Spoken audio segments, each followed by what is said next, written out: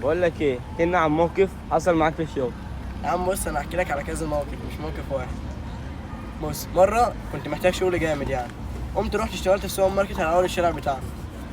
فانا ايه، ما كنتش بحب اشتغل في السوبر ماركت ولا عمري اشتغلت في السوبر ماركت قبل كده. فالمهم الراجل ده سالني، قال لي اشتغلت في السوبر ماركت قبل كده يا ابني؟ قلت له اه اكيد طبعا. ليه؟ عشان يوميا ايه تعلم. فالمهم رحت قابلت راجل هناك كامل متكامل بقى بدون ذكر اسماء، اسمه طلعت. فالمهم يا معلم الراجل ده ايه، هو المفروض يبعتني المخزن، يبعتني اجيب حاجه وكده. فانا كنت فاكره يعني هو انت تشوفه كده تقول ان هو ايه، راجل سليم 100% مفيهوش غلط. فقام جه اول تعاون بينا، اول كلمه خدها تحت. فانا قلت عادي يمكن بيهزر. فرحت قلت له في حاجه يا باشا؟ راح بيقول لي بص، انا عايتك تجيب كرتونه تامبو تنتل بالتوت. هو بيتكلم كده؟ هو كلامه كده بقى، هو ده انا كده مش عارف اقلده ده.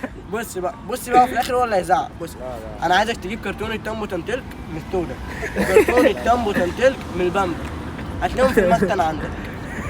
فانا المهم ايه، ما تركمش. قلت له ايه، بالله عليك اكتب لي الكلام ده وانا اروح اجيبه من المخزن.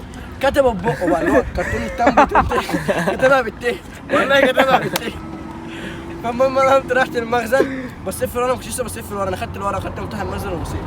فقمت دخلت ما لقيتش بقى غير ايه، كله اختي وبنتين مفيش اصلا اي تلك على الموضوع، ما لقيتش التلك خالص. فانا بطيت بصيت لقيت تامبو تنتلك من ليتويت، كاتبه كده وكاتب بلسانه، وكم تامبو تنتلك من البامبا عادي.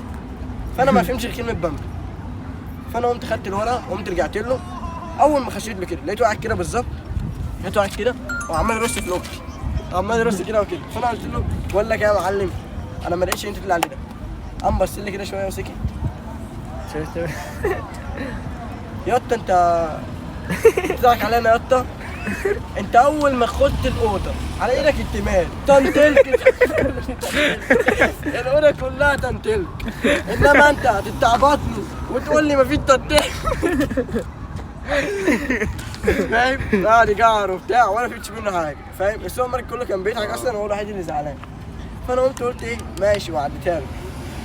انا اصلا بعد اصلا ما عرفش شخصيا انا سبت الشغل. احكي لك بقى على موقف تاني حصل معانا النهارده. احنا شغالين فالمهم ايه، واحد جاي بيقول له واحد نضف ازاي، فماسك جردل وبيقول له ايه شغال بيقول له لا التنظيف مش كده، انت تجيب ميه مولعه بيقول له جسمك. شفت الفيديو بتاع هو بيدي البحه بتاع الملوخيه، مش عارف ده. قال له وقف كده، قال له هتلاقي الارض دي بتمرق معاك. فانا واقف كده انا مستغرب، فاهم؟ بس المواقف الجايه بقى احكي لك في الفيديو اللي بعدين.